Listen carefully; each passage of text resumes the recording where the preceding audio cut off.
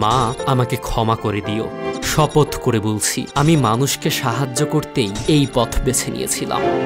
এগুলো ছিল মৃত্যুর আগে রিফাত রাদওয়ান নামের গাজার এক তরুণ ফিলিস্তিনি প্যারামেডিকের শেষ কথা। রাফার ঠান্ডা রাতের আকাশের নিচে অ্যাম্বুলেন্সের পাশে ইসরায়েলি সৈন্যদের গুলিতে মৃত্যুর আগে তিনি এই কথাগুলোই বলেছিলেন। সারা বিশ্বের চোখে মুসলিম শাস্তে নিজেদের চারপাশে দখলদার এই দেশটি বুনেছে মিথ্যার এক নোংরা জাল। নিজেদের নির্মমতা ও নিষ্ঠুরতা ঢাকতে মিথ্যার দেয়াল তৈরি করেছে দেশটি। কিন্তু ধীরে ধীরে উন্মোচিত হচ্ছে তাদের নোংরা চেহারা। মুখোশের আড়ালে ভয়ঙ্কর পৈশাচিক চরিত্র দেখছে গোটা দুনিয়া, সরব হচ্ছে পুরো পৃথিবী।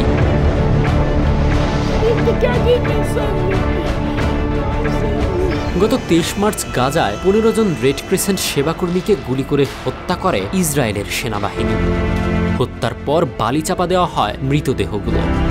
হামলার ওই ঘটনার এক সপ্তাহ পর ঘটনাস্থলের কাছে একটি অগভীর খাত থেকে ওই চিকিৎসাকর্মীদের মরদেহ উদ্ধার করা হয়।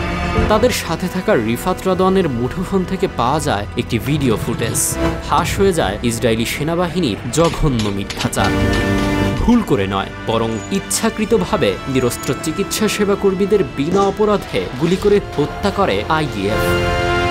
নিহত ব্যক্তিদের মধ্যে ছিলেন 8 জন প্যারামেডিক, গাজার 6 বেসামরিক প্রতিরক্ষা বিভাগের কর্মী ও জাতিসংঘের একজন কর্মী।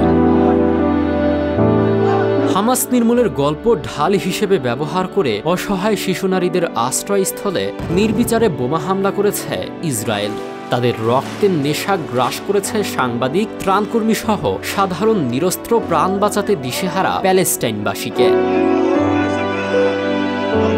গাজা উপত্যকার ফিলিস্তিনি স্বাস্থ্য মন্ত্রণালয় গত 7 এপ্রিল সোমবার ঘোষণা করেছে, গাজা উপত্যকায় ইসরায়েলি আগ্রাসন শুরু হওয়ার পর থেকে দখলদার সেনাবাহিনীর সরাসরি আক্রমণের ফলে 1300 ত্রাণ ও জরুরি সহায়তা কর্মী প্রাণ হারিয়েছেন। ফিলিস্তিনের গাজায় ইসরায়েলি হামলায় এ পর্যন্ত 211 জন সাংবাদিক নিহত হয়েছে বলে জানিয়েছে গাজার সরকারি মিডিয়া অফিস। 8 এপ্রিল সংবাদ মাধ্যম ডন এ তথ্য জানিয়েছে।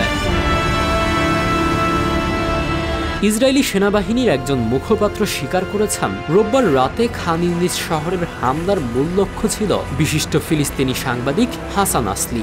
এই স্বীকারোক্তি একটি পূর্ব পরিকল্পিত হত্যাকাণ্ডের স্পষ্ট প্রমাণ। সর্বশেষ গাজার নাসের হাসপাতালের কাছে সাংবাদিকদের অস্থায়ী তাঁবুতে 7 এপ্রিল সোমবার ইসরায়েলি হামলায় গুরুতর দগ্ধ ফিলিস্তিনি সাংবাদিক আহমেদ মনসুর শেষ নিঃশ্বাস ত্যাগ করেছেন। ইসরায়েলের অর্থমন্ত্রী বেজালেল স্মোট্রিচ স্বীকার করেছেন, তেল আবিব ফিলিস্তিনিদের বিরুদ্ধে দুর্ভিক্ষকে অস্ত্র হিসেবে ব্যবহার করছে। তিনি বলেছেন, একটি গমের দানাও গাজায় আর প্রবেশ করবে না। দখলদার ইসরায়েল যে গাজা উপত্যকার 20 লাখেরও বেশি ফিলিস্তিনিকে অনাহারে রেখে হত্যা করতে চাইছে, সেটি তার এই মন্তব্য থেকেই স্পষ্ট। গোটা বিশ্বের সামনে এই যুদ্ধাপরাধ সংগঠিত হচ্ছে।